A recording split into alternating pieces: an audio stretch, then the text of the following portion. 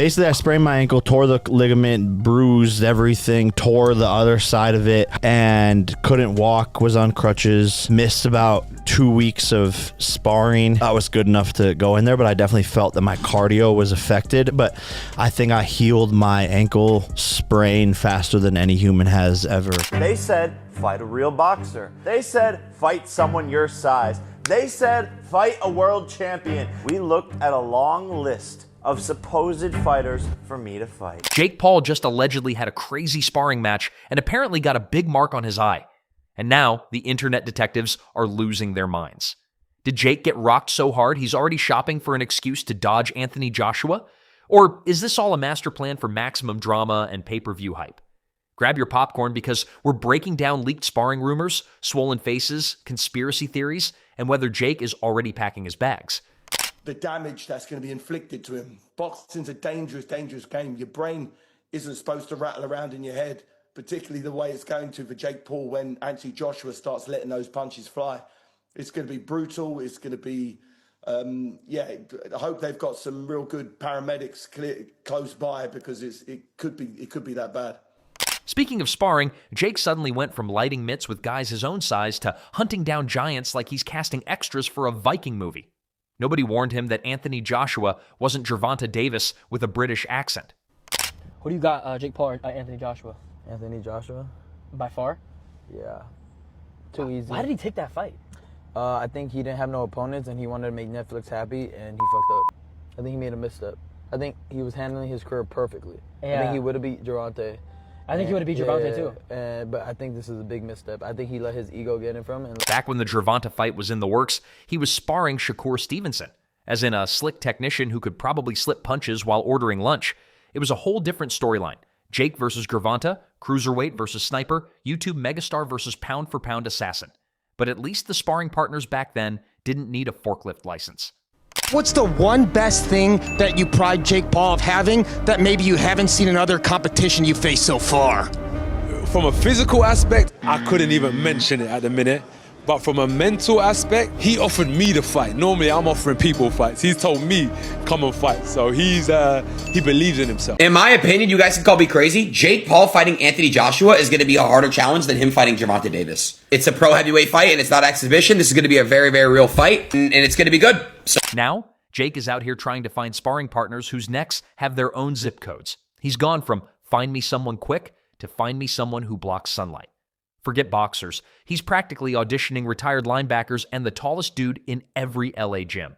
Suddenly, sparring looks less like technical prep and more like a casting call for bodyguards. AJ, listen, he was a great champion when he was champion, and if he is serious about boxing and serious about still being involved in the sport at a top level, that fight doesn't make any sense at all.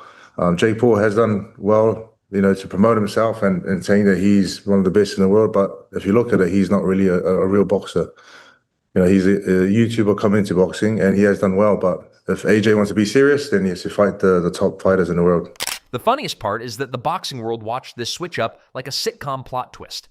1 month, he's drilling footwork for a fast southpaw. The next month, he's studying how to stay conscious when punched by someone who wakes up every morning and eats barbells for breakfast. It's like he swapped Call of Duty for Elden Ring on expert mode and then wondered why everything suddenly hurt. And now the rumor mill is spinning like a hamster on energy drinks. A mystery mark on the eye? Boom. Headlines. A sparring partner who might weigh more than his car? Boom. Thumbnails. Everyone is cooking theories so fast you'd think the fight was tomorrow. Some say Jake got touched up. Others say he dominated. Others say the sparring partner teleported. The only fact is, nobody saw anything. And that has never stopped the internet from telling the whole story anyway. Suddenly, phrases like, he's pushing his limits, don't sound inspirational. They sound like code for, please stop hitting him. But credit where it's due, Jake is absolutely committed. Most fighters might look at Anthony Joshua and say, you know what, I'm good. And now he's discovering those vibes feel different when 260 pounds is moving toward your face at the speed of rent payments. Why Anthony Joshua's taking this fight. In my head, I never, ever thought this fight would happen. Why? Because of Anthony Joshua's desire to be in the history books, to be a 3-time heavyweight champion of the world. To me, it shows me his desire. Pick up 50 million along the way. Nobody can knock him for this. This is now business. This is business. for Jake Paul, absolutely correct. That's why the sparring partners have become celebrities in their own right. Boxing channels are zooming into blurry screenshots, trying to figure out which giant put hands on which influencer. It's turned into a Pokemon evolution chart. Shakur Stevenson, Tank Davis, random mountain-shaped humans in headgear. And Jake is definitely feeling the math. Every ounce over 200 pounds equals an extra "why am I doing this again" moment. The funniest scenario would be if the black eye came from something completely unrelated, like he accidentally walked into a closet door. But the world will never accept that version of events. Boxing fans aren't looking for logic. They're looking for a plot. If Jake sneezes too loud, someone will post a video called "Proof Jake Paul Already Lost." If he looks confident in an interview, someone else will post "Jake Paul is 100% scared."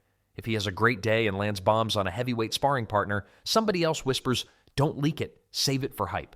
There's no winning. If he dominates, it must be staged. If he struggles, it must be over. That's the life of a prizefighter who came up famous instead of anonymous. The world is the judge, jury, and instant slow-motion replay booth. Jake Paul is a domestic level professional fighter here in the UK. Would he win a British title? No, I don't think so. So now they're putting this domestic level fighter in with a former heavyweight 2-time champion of the world. The weight is 245. So I think last time Anthony Joshua weighed around that, it was when he boxed Usyk. That means he's got to be fight fit on point, because his last fight was 18 stone. I think it was 254 against Danny Dubois. So now he basically saying you've got to get yourself in position, get yourself fit, and get yourself ready for fight. It's not tiddlywinks. This is a fight.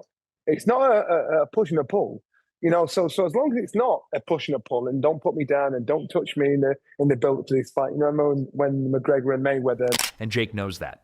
Part of him probably loves the chaos because attention turns into pay-per-view dollars, but another part of him is definitely thinking, these giants hit way harder than people on Twitter. Somewhere deep down, he must miss sparring Shakur Stevenson. At least with Shakur, Jake only had to worry about getting counterpunched into a life lesson, not being launched into outer space. Gervonta Davis would have been terrifying in a very compact and portable form. And now, everyone is waiting to see if Jake walks into the next press conference wearing sunglasses indoors or looking like a man who didn't just fight a planet in sparring. One thing's certain, if he survives training camp, the fight itself might feel like a vacation. Fighting Joshua might be the easiest part of preparing for Joshua, and now he's shocked that sparring feels like borrowing pain. But that's the weird magic of Jake Paul. The man refuses to choose the easy storyline, whether he wins, loses, gets black eyes in sparring, or somehow shocks the world. He's going to make the internet feel something. Confusion, rage, disbelief, laughter, doesn't matter.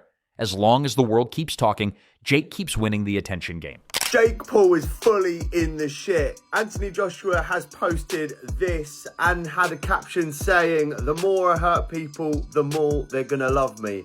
Now for Jake Paul, that's been putting on fat suits, things like that, having a laugh with it, I think he doesn't realise what he's in for. He is fucked. He is jacked to shit. He's looking mean, lean, fighting machine. Jake Paul, what's he going to do? What's he going to do except run away? I don't understand. And attention is the real currency here. The black eye rumor might not hurt him.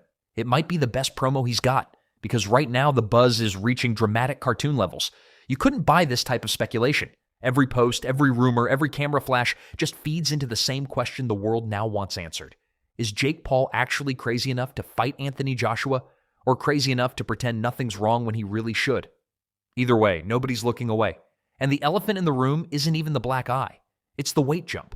People can pretend they're talking about sparring rumors, leaked gym gossip, and mysterious marks on faces, but let's not kid ourselves. Everybody's thinking the same thing. Jake didn't just step up in competition, he stepped up in weight like someone fast-forwarded his boxing career with a cheat code. And that's where the internet splits. Half the fans think Jake is fearless, and the other half think he's accidentally fearless because he didn't fully process the math. Because while the drama circus online is spinning conspiracy theories about sparring injuries, the real insiders are side-eyeing the scale. Going from 5'8" fighters to 6'6" heavyweights isn't a career move. It's a whole personality change. You've obviously done fight camps, professional fight camps. He has a team of people around him who are training him, who have clearly signed off on this. They've said to him, "We think you can beat Anthony Joshua." There's no way that they haven't said that for him to take this fight. What do you think of the guys around him at this point? I just think he's the boss of his empire and it doesn't matter. I think he's in such a position where they're going to do the best possible job with him to try to get him prepared, but realistically, the delusion has allowed him to make the decision, and in his mind he thinks he can win. But Anthony Joshua was supposed to fight an American heavyweight who I think's ranked about 52nd out of all the American heavyweights, which there's not that many of them. Cassius Chaney. He's not. There's a reason every seasoned trainer suddenly sounds suspiciously polite when talking about the matchup. You can feel the coded messages. He's motivated. He's working hard. He's taking this seriously. And that's exactly why so many people think Jake won't step into the ring with Joshua, not because he's scared, but because reality might finally show up to the group chat. At a certain point, even the greatest self-belief has to negotiate with physics. Joshua isn't just another opponent. He's a different sport disguised as the same sport. Jake went from training for accuracy and precision to preparing for a punch that could erase his Wi-Fi password. Boxing fans are torn between calling it bravery and calling it a scheduling mistake, and you can see the timeline confusion all over the internet. They're smiling on the outside, posting inspirational edits and hype songs, but deep down, every single one of them is running the scenario simulation in their mind, and none of the versions look relaxing. The energy in Jake's fan base has turned into hopeful panic. They're clapping with enthusiasm and praying with intensity. If I can beat Jake Paul, excuse my French, what the fuck is Anthony Joshua going to do to Jake Paul? I think my dad said that AJ could beat him with his prick, and I completely will back that up. Even if AJ had a broken arm in there, it still wouldn't go past a minute. To be quite honest with you, and as a safety aspect, there's no way that fight can go ahead. At the end of the day, my God, how good does it make me look? He gets beat by Jake Paul. Well, that automatically makes me two-time heavyweight champion of the world, doesn't it? There's no proper way. I've got to laugh about it. How are we even talking about this? He got his nut boxed off by me a little over 2 years ago, and now all of a sudden he's talking about fighting Anthony Joshua. It's like, come on, like you can't be serious. Because yes, Jake has improved. Yes, Jake has power. Yes, Jake is strong. But this isn't a question of strong. It's a question of, does his skeleton have updates available? Moving up weight divisions fast is risky business for experienced boxers, and Jake is doing it like someone speedrunning a video game without reading the tutorial menu. And that's where the comedy flies in. This whole situation feels like a movie where the main character keeps saying, "I can handle it," while the camera dramatically zooms in on the friend circle who clearly can't. Every time Jake posts a training clip looking explosive, the internet claps. But every time Joshua posts a clip casually shadowboxing, the internet collectively questions the laws of courage. Jake decided to go from fighting basketball players to MMA fighters to smaller pros, to a man whose biceps look like they share custody of a moon. There is no sensible stepping stone there. There's no ramp. He didn't climb the professional ladder. He sprinted across the gym floor and tried to jump the entire staircase, which is exactly why the most skeptical analysts aren't calling him scared. They're calling him too bold for his own health insurance premiums. The wild thing is that if the fight actually happens, the storyline becomes legendary.